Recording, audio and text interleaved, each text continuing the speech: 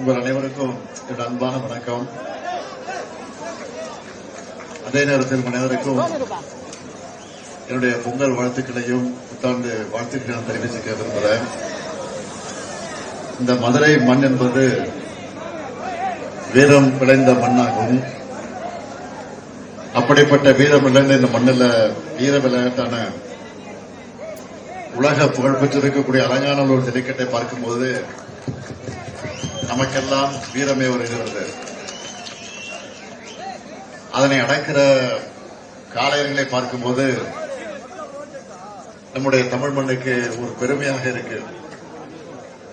நம்ம திராவிட மாடல் ஆட்சியில இந்த வீரம் நிறைந்த மதுரை மண்ணில் சங்க வளர்த்த இந்த மாமதுரையில அறிவு வளர்ச்சிக்காக கலைஞர் நூற்றாண்டு நூலகம் கட்டி கொடுத்திருக்கிறோம் என்பது உங்களுக்கு எல்லாம் தெரியும்.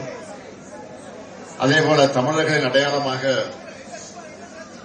இந்த வீர விளையாட்டுக்கு கலைஞர் நூற்றாண்டு 70 அரங்கமும் கட்டி கொடுத்திருக்கிறோம் என்பதும் ஒரு மிகப்பெரிய சாதனை.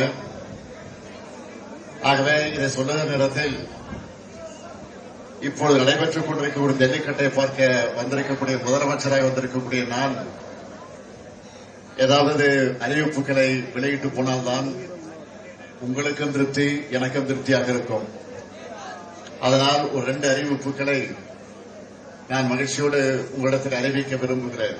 முதல் அறிவிப்பு, பாரம்பரியமிக்க ஜல்லிக்கட்டு போட்டிகளில் பங்கு பெற்று அதிக காளைகளை அடக்கி சிறந்து விளங்கக்கூடிய வீரர்களுக்கு முன்னுரிமை அடிப்படையில் கால்நடை பராமரிப்பு துறையில உரிய அரசு பணியிடங்களுக்கு பணியமர்த்தி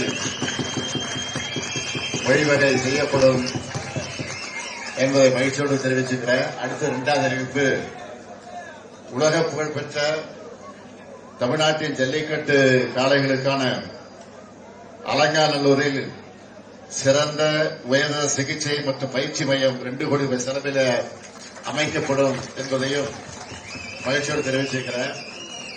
இந்த 2 அறிவிப்பும் உங்களுக்கு மகிழ்ச்சி தானே? மகிழ்ச்சி. நீங்க தான் சொல்றீங்க.